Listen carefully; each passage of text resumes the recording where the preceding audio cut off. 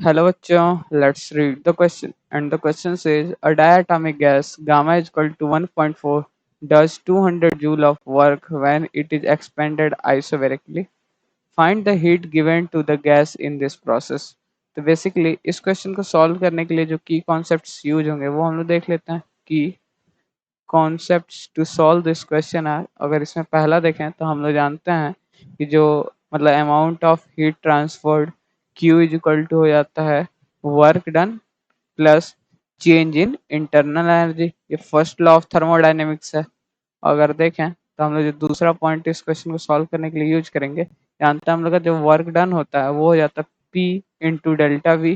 ठीक, और प्लस अगर देखें तो तीसरा जो कॉन्सेप्ट है इस क्वेश्चन को सॉल्व करने के लिए वो क्या है, अगर देखें तो चेंज इन इंटरनल एनर्जी जो डेल्टा यू होता है हम लोग उसको लिख सकते हैं, डेल्टा यू जो होता है वो लिख सकते हैं N C V delta T. ठीक, इन्हीं दोनों कॉन्सेप्ट पे ये क्वेश्चन सॉल्व हो जाएगा। तो अगर हम लोग देखें तो अपने फर्स्ट इक्वेशन को मतलब फर्स्ट इक्वेशन ऑफ थर्मोडायनेमिक्स या फर्स्ट लॉ ऑफ थर्मोडायनेमिक्स को अगर हम लोग चेंज करें इन दोनों की वैल्यूज पुट करके, तो हम लोग का कुछ इक्वेशन ऐसा दिखने लगेगा कि देखें तो अगर हीट सप्लाइड देखें तो Q इज इक्वल टू क्या लिख सकते हैं, P into delta V plus change in internal energy को हम लोग लिख सकते हैं N C V D T. ठीक, अब अगर देखें तो हम लोग जानते हैं कि जो सी वी होता है उसको हम लोग लिख सकते हैं, ये हो जाएगा P into D V plus N, और सी वी की वैल्यू होती है R upon gamma minus one, ये हो जाएगा आर अपॉन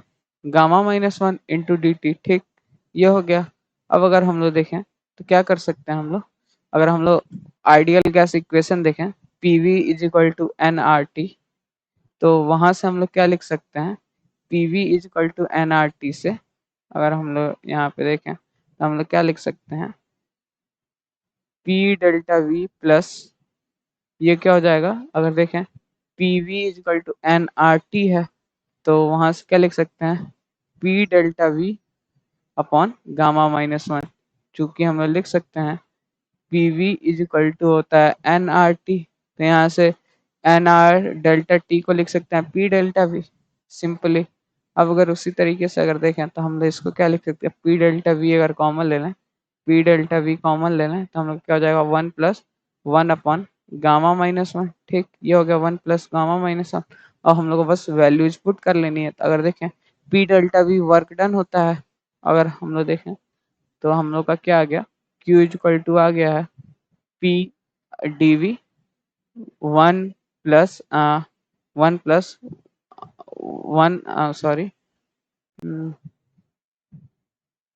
ये हो गया one plus one upon gamma minus one. ठीक, अब इसमें वैल्यूज पुट कर, पी डेल्टा वी क्या हो जाता है, वो वर्क डन हो जाता है, तो वर्क डन की वैल्यू डायरेक्ट पुट कर सकते हैं। ये 200 गिवन है और ये one plus one upon gamma minus one, तो गामा हम लोग के पास गिवन है 1.4 और 1.4 में से वन घटा देंगे तो ये आ जाएगा 0.4।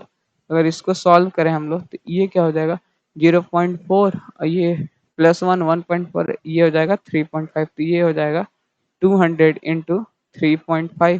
ठीक, तो अगर देखें तो यहाँ से हम लोग के पास जो Q आ गया वो आ गया 700 जूल। ठीक, और हम लोग से यही पूछा था क्वेश्चन में कि हम लोग को Q की वैल्यू निकालनी थी, यही है heat given to the gas.